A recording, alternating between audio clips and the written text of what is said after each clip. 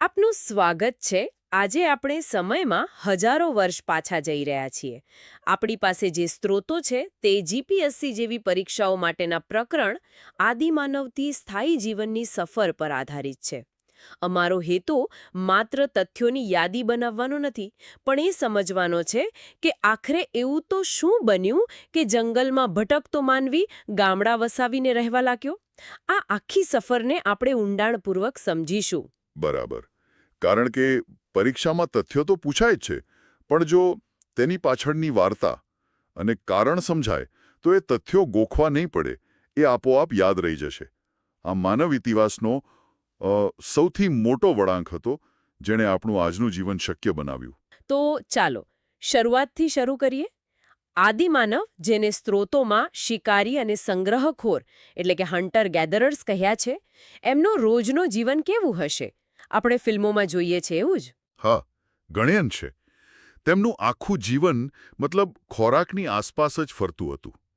સવારે ઉઠીને એક જ મિશન, આજે ખાવાનું ક્યાંથી મળશે. તેઓ હરણ, પક્ષીઓ જેવા પ્રાણીઓનો શિકાર કરતા અને જંગલમાંથી ફળો, કંદમૂળ જે મળે તે ભેગું કરતા. પણ આ કામ સહેલું નહોતું. કયું ફળ ઝેરી છે અને કયું ખાવાલાયક, એ જાણકારી એટલે જીવન અને મૃત્યુ વચ્ચેનો તફાવત. અનેક પેઢીઓના અનુભવ પછી આ જ્ઞાન મળ્યું હશે. પણ મને એક વાત નથી સમજાતી, કોઈ એક જગ્યાએ ટકીને કેમ ન રહી શકે? શું દરરોજ નવી જગ્યાએ શોધવી, નવું ઘર જેવું બનાવવું વધુ મુશ્કેલ નહોતું? એવી તો કઈ મજબૂરી હતી જે તેમને સતત ચાલતા રહેવા માટે વિવશ કરતી હતી? ખૂબ જ સારો પ્રશ્ન છે, અને તેના કારણો પણ એકદમ લોજિકલ છે. જુઓ, પહેલું કારણ તો એ જ કે જો તમે એક જ જગ્યાએ થોડા દિવસ રહો તો આસપાસના ફળ ફૂલ ખતમ થઈ જાય. પ્રાણીઓ પણ શિકારના ડરથી દૂર જતા રહે. એટલે ખોરાક માટે ફરજિયાતપણે નવી જગ્યાએ જવું જ પડતું. ઓહ, એટલે કે ખોરાક જ તેમનો નકશો હતો. જ્યાં ખોરાક જાય ત્યાં તેઓ જાય. બરાબર. બીજું, તેઓ જે પ્રાણીઓનો શિકાર કરતા એ પ્રાણીઓ પોતે પણ ખોરાકની શોધમાં ભટકતા. જેમ કે હરણ અને ઘેટાબકલા ઘાસચારા માટે એક મેદાનમાંથી બીજા મેદાનમાં જાય તો શિકારીને પણ તેમની પાછળ જવું પડે. ત્રીજું કારણ ઋતુઓ. અલગ અલગ ઋતુમાં અલગ અલગ જગ્યાએ ફળો ઉગતા. અને છેલ્લે પાણી. જ્યાં પાણીનો સ્ત્રોત સુકાઈ જાય ત્યાંથી તો જવું જ પડે. એટલે તેમનું જીવન સતત ગતિમાં હતું. અને આ જીવનશૈલી માટે તેમને ખાસ પ્રકારના સાધનોની જરૂર પડતી હશે. સ્ત્રોતો કહે છે કે આ યુગ પથ્થરના ઓજારો માટે જાણીતો છે, એટલે જ તેને પાષાણ યુગ કહે છે. પણ શું બધા ઓજારો એકસરખા જ હતા? ના, બિલકુલ નહીં. અને આ સમજવું પરીક્ષા માટે ખૂબ જ જરૂરી છે. પાષાણ યુગને આપણે 3 મુખ્ય ભાગમાં વહેંચી શકીએ છીએ: પુરાપાષાણ, મધ્યપાષાણ અને નૂતન પાષાણ યુગ. આ યુગો વચ્ચેનો મુખ્ય તફાવત તેમની ટેકનોલોજી એટલે કે ઓજારો બનાવવાની રીતમાં હતો. એ કેવી રીતે? પુરાપાષાણ યુગ એટલે શરૂઆતનો તબક્કો. ત્યારે ઓજારો મોટા, ભારે અને એકદમ બરછટ હતા. એક પથ્થરને બીજા પથ્થર સાથે અથડાવીને ધાર કાઢવામાં આવતી. મુખ્યત્વે શિકાર કરવા કે હાડકાં તોડવા માટે વપરાતા. પછી આવ્યો મધ્યપાષાણ યુગ. આ સમયગાળામાં પર્યાવરણ બદલાયું, નાના અને ઝડપી પ્રાણીઓ વધ્યા. તેમને મારવા માટે નાના, હલકા અને વધુ ધારદાર ઓજારોની જરૂર પડી. આ ઓજારોને માઇક્રોલિથ્સ એટલે કે લઘુપાષાણ ઓજારો કહેવાય છે. તે એટલા નાના હતા કે તેમને લાકડા કે હાડકાના હાથામાં બેસાડીને ભાલા કે તીર જેવું હથિયાર બનાવી શકાતું. અને છેલ્લે નૂતન પાષાણ યુગમાં તો ક્રાંતિ આવી. હવે ઓજારોને માત્ર તોડીને નહીં, પણ ઘસીને લીસા અને એકદમ તીક્ષ્ણ બનાવવામાં આવ્યા. કુહાડી જેવા ઓજારો બન્યા, જે ખેતી માટે જમીન સાફ કરવા અને લાકડા કાપવા જેવા ચોકસાઈવાળા કામ માટે ખૂબ જ ઉપયોગી હતા. આ ઓજારોનો વિકાસ માનવ વિકાસની ગાથા છે. વાહ, આટલું સ્પષ્ટ રીતે તો ક્યારેય નહોતું સમજાયું. હવે મને એ સ્થળો વિશે જાણવામાં રસ છે જેનો ઉલ્લેખ સ્ત્રોતોમાં છે. સાંભળ્યું છે કે પરીક્ષામાં આમાંથી સીધા પ્રશ્નો આવે છે. ચાલો ભીમબેટકાથી શરૂ કરીએ. આ નામ મેં ઘણીવાર સાંભળ્યું છે, પણ તેની અસલ ખાસિયત શું છે? ભીમબેટકા, જે મધ્યપ્રદેશમાં નર્મદા ખીણ પાસે છે, એ માત્ર એક પુરાતત્વીય સ્થળ નથી. એ એક ટાઈમ મશીન જેવું છે. અહીં કુદરતી ગુફાઓ છે, જે આદિમાનવ માટે આજના ફ્લેટ જેવી હતી. વરસાદ, ગરમી, જંગલી જાનવરો બધાથી સુરક્ષિત. અને કેટલીક જગ્યાઓ એવી મળી છે જ્યાં મોટા પ્રમાણમાં પથ્થરના ઓજારો અને તેના ટુકડા મળ્યા છે. પુરાતત્વશાસ્ત્રીઓ આવી જગ્યાને ઉદ્યોગ સ્થળ એટલે કે ફેક્ટરી સાઇટ કહે છે.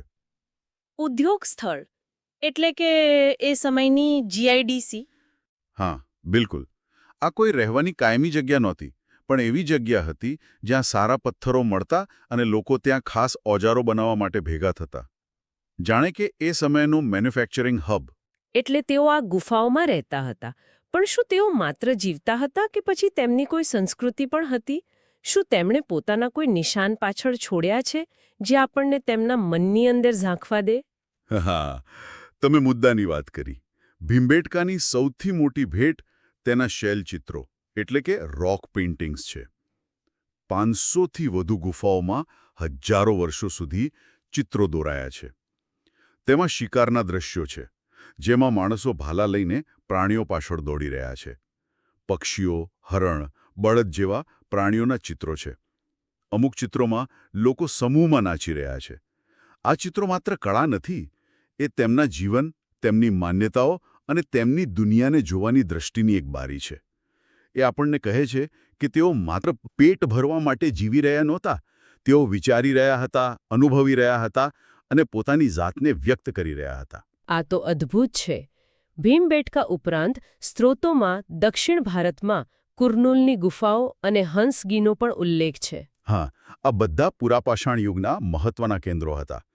અને કુર્નુલની ગુફાઓ આપણને એક એવી શોધ તરફ લઈ જાય છે જેણે માનવ ઇતિહાસની દિશા જ બદલી નાખી. તમે અગ્નિની વાત કરી રહ્યા છો. બરાબર. કુર્નુલની ગુફાઓમાંથી રાખના અવશેષો મળ્યા છે. આ સીધો પુરાવો છે કે ત્યાં રહેતા લોકો આગનો ઉપયોગ કરતા જાણતા હતા.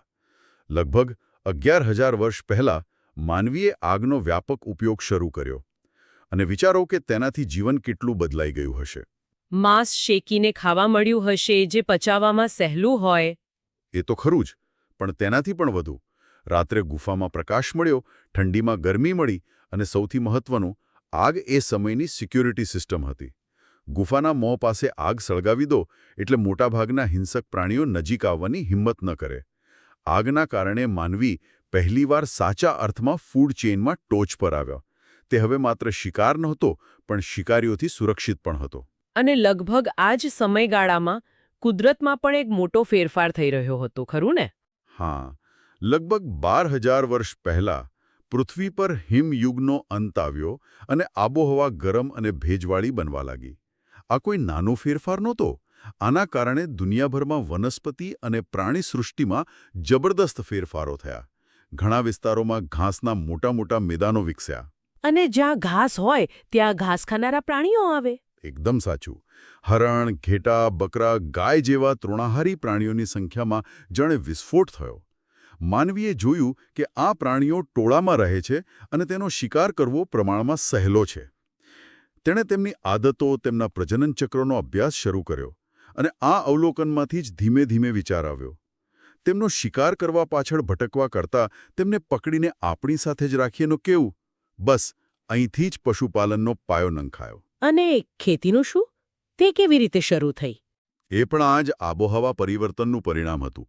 ગરમી અને ભેજને કારણે ઉપખંડના ઘણા ભાગોમાં ઘઉં, જવ અને ડાંગર જેવા અનાજ અકુદરતી રીતે ઉગવા લાગ્યા. લોકોએ પહેલાં તો તેને ભેગું કરીને ખાવાનું શરૂ કર્યું. પછી તેમને સમજાયું કે આ દાણા જમીનમાં નાખવાથી નવો છોડ ઉગે છે. અને બસ આ શોધે બધું બદલી નાખ્યું. અહીંથી ભટકતા જીવનનો અંત અને સ્થાયી જીવનની શરૂઆત થઈ. એક મિનિટ, પણ આ તો બહુ મોટો બદલાવ છે. જે લોકો હજારો વર્ષથી શિકાર કરતા હતા, આઝાદીથી ફરતા હતા, તેઓ અચાનક ખેડૂત કેમ બની ગયા? શું તે એક સહેલો નિર્ણય હતો? મને તો લાગે છે કે શરૂઆતમાં ઘણું જોખમ હશે. પાક નિષ્ફળ જાય તો? તમારો સવાલ એકદમ સાચો છે. આ કોઈ એક રાતમાં આવેલો બદલાવ નહોતો. તે સેંકડો વર્ષોની પ્રક્રિયા હતી. અને તેમાં જોખમ ચોક્કસ હતું, પણ ફાયદા પણ હતા. ખેતીથી ભવિષ્ય માટે ખોરાકની સુરક્ષા મળી. શિકાર મળે કે ન મળે, પણ અનાજનો ભંડાર ઘરમાં હોય તો ભૂખ્યા રહેવાનો ડર ઓછો થઈ જાય. પાક ઉગાડવા અને તેની સંભાળ રાખવા માટે એક જ જગ્યાએ રહેવું જરૂરી બન્યું. એટલે ગારા માટીના ઘર બન્યા, ગામડા વસ્યા. અનાજનો સંગ્રહ કરવા માટીના ઘડા અને વાસણો બન્યા. જીવન વધુ સ્થિર અને સુરક્ષિત બન્યું, ભલે પછી તેમાં મહેનત વધુ હતી.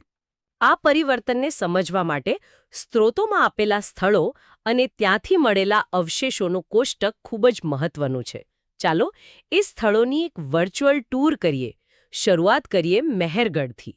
મહેરગઢ, જે અત્યારે પાકિસ્તાનમાં છે, તેને ભારતીય ઉપખંડનું સૌથી પ્રાચીન ગામ કહી શકાય. અહીંથી લગભગ 7,000 વર્ષ જૂના ઘઉં અને જવની ખેતીના પુરાવા મળ્યા છે. સાથે ઘેટા બકરાના હાડકાં પણ મળ્યા, જે પશુપાલન સૂચવે છે. અહીં લંબચોરસ ઘરોના અવશેષો પણ મળ્યા છે, જેમાં અનાજ સંગ્રહ કરવા માટેના કોઠાર પણ હતા. અને મેં સાંભળ્યું છે કે મહેરગઢની કબરો કંઈક ખાસ વાત કહે છે, નહીં? હા, અને આ વાત આપણને તેમની માનસિક દુનિયામાં લઈ જાય છે. મહેરગઢની કબરો આપણને એક અદ્ભુત વાત કહે છે. જ્યારે કોઈ મૃતકની સાથે બકરી જેવી કિંમતી વસ્તુ દફનાવવામાં આવે, ત્યારે તે માત્ર પરલોકની માન્યતા નથી. તે દર્શાવે છે કે માનવી હવે માત્ર અસ્તિત્વ માટે જીવી રહ્યો ન હતો. તેની પાસે વધારાની સંપત્તિ હતી, અને તેનામાં અમૂર્ત વિચારો એટલે કે એબ્સ્ટ્રેક્ટ થોટ્સ કરવાની ક્ષમતા વિકસી રહી હતી. આ સંસ્કૃતિની શરૂઆત હતી. અદ્ભુત. હવે ચાલો ગંગા ખીણ તરફ નજર કરીએ. ઉત્તર પ્રદેશમાં કોલ્ડી હવા અને મહાગડા જેવા સ્થળોનો ઉલ્લેખ છે. હા, આ સ્થળોએ આપણને ચોખાના પુરાવા આપ્યા છે. કોલ્ડી હવાથી મળેલા ચોખાના અવશેષો દુનિયાના સૌથી જૂના પુરાવાઓમાંના એક છે. આ દર્શાવે છે કે જ્યારે પશ્ચિમમાં એટલે કે મહેરગઢમાં લોકો ઘઉં અને જવ ઉગાડી રહ્યા હતા, ત્યારે પૂર્વ ભારતમાં ડાંગરની ખેતીનો પાયો નંખાઈ રહ્યો હતો. ભારતીય ઉપખંડમાં ખેતીની શરૂઆત કોઈ એક જગ્યાએ નહીં, પણ અલગ-અલગ વિસ્તારોમાં અલગ-અલગ પાક સાથે થઈ રહી હતી. અને હવે આવીએ આપણા ગુજરાત પર. લાંઘણજ. જીપીએસસી જેવી પરીક્ષાઓ માટે આ નામ તો ખાસ યાદ રાખવું પડે. ચોક્કસ. મહેસાણા જિલ્લામાં આવેલું લાંઘણજ ગુજરાતના ઇતિહાસનું એક સોનેરી પાનું છે. અહીંથી મધ્યપાષાણ યુગથી લઈને તામ્રપાષાણ યુગ સુધીના માનવ વસવાટના પુરાવા મળ્યા છે. પશુપાલનના પુરાવા છે.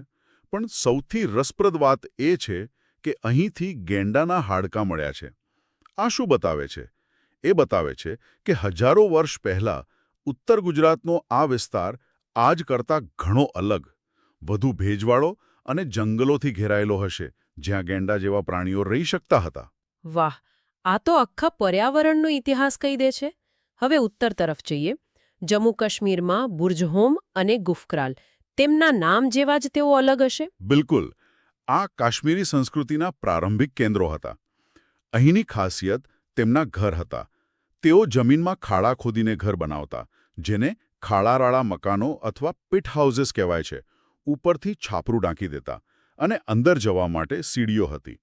કદાચ કાશ્મીરની સખત ઠંડીથી બચવા માટે આ એક ઉત્તમ ઉપાય હતો. અને ત્યાંથી કૂતરા વિશે પણ કંઈક રસપ્રદ મળ્યું છે ને? હા, બુર્જ હોમમાંથી એવી કબર મળી છે જેમાં માલિકની સાથે તેના કૂતરાને પણ દફનાવવામાં આવ્યો છે.